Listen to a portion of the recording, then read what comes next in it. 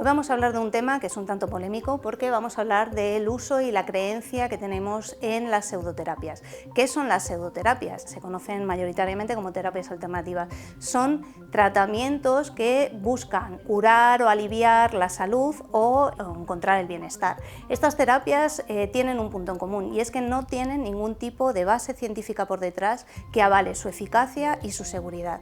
Los expertos y los científicos estamos ya desde hace años avisando de los peligros que conlleva el uso de estas terapias.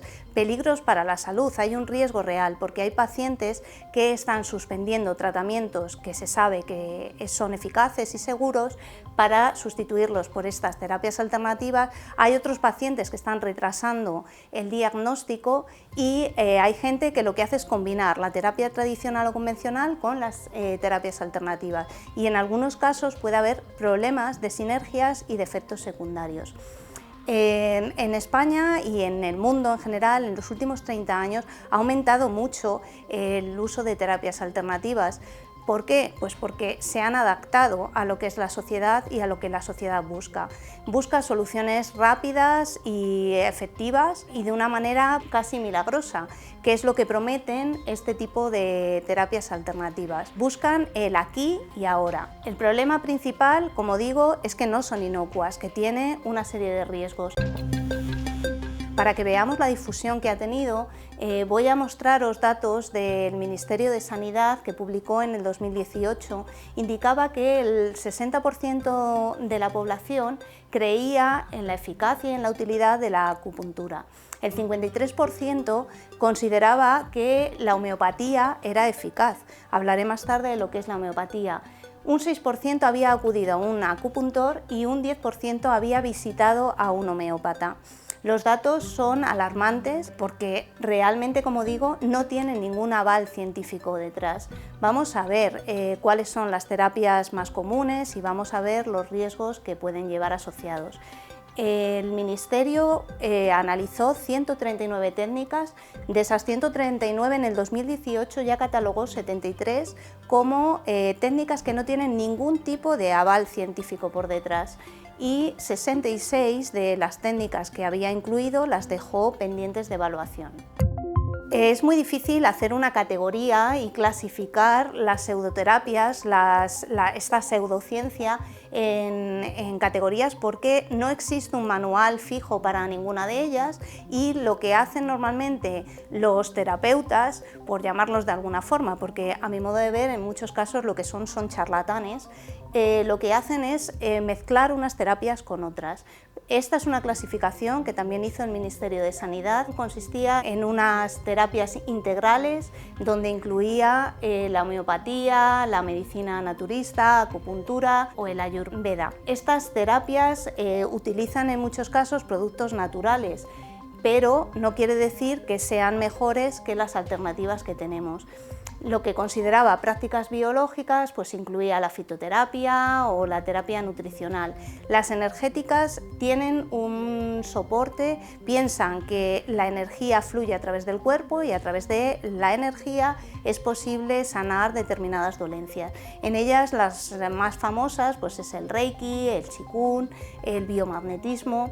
La manipulación física son las que manipulan el cuerpo y estaría, por ejemplo, la aromaterapia y las psicológicas, que estas son unas de las más peligrosas porque lo que hacen es tratar de indicarnos pues, que la enfermedad depende en cierta manera del estado de ánimo que tengamos y pues pueden decir, por ejemplo, que es posible sanarte de un cáncer si tú piensas que no vas a tener ese cáncer.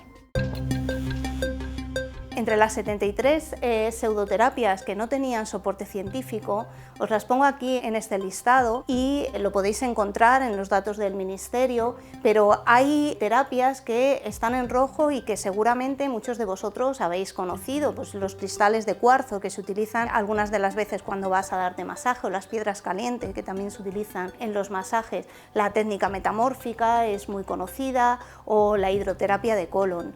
Son técnicas que nos las venden, como digo, como inocuas, pero no lo son.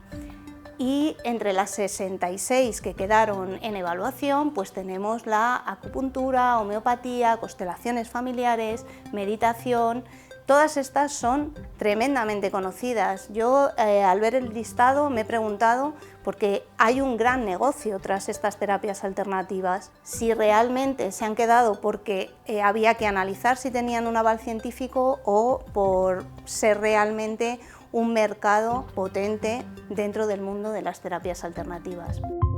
Recientemente el Ministerio ha comenzado a evaluar estas terapias, estas 66 que quedaron en objeto de estudio, y acaba de publicar los informes de estas terapias que pongo aquí, la vacuoterapia, que consiste en hacer vacío con ventosas calientes en diferentes partes del cuerpo. De esta ha dicho que no está recomendada directamente por los riesgos que conlleva. Ninguna de ellas tiene evidencia científica. Esto es lo que ha indicado el Ministerio. La respiración consciente, pues hay una eficacia incierta, como en todas ellas. La aromaterapia también dice que puede tener efectos adversos porque puede utilizar aceites esenciales que realmente puedan conllevar un riesgo para la salud. Como veis, ninguna tiene un aval científico. Ese es el punto en común que tienen todas ellas. ¿Qué es lo que se está haciendo? ¿Qué es lo que se ha hecho en España? Pues lo que se ha hecho, y se han ido dando muchos pasos, pues entre otras cosas es acotar, por ejemplo, dónde se da la formación de estas terapias. Antes era posible obtener títulos de estas pseudoterapias en las universidades, ahora no se puede. Han sacado estas terapias de los hospitales, era posible que te diesen Reiki en un hospital público, ahora mismo no vas a tener Reiki en un hospital público. La ley de la publicidad prohíbe anunciar terapias que no tienen un aval científico. Nos creemos muchas veces todo lo que nos cuentan, porque realmente lo que hacen de algún modo es engañarnos, y el principal problema es que este tipo de terapias alternativas busca principalmente a los pacientes más vulnerables, como por ejemplo los pacientes oncológicos, que están buscando una solución, que están buscando una cura. Además de estafarles, porque todas lo que tienen en común es que tienes que pagar al final grandes sumas de dinero.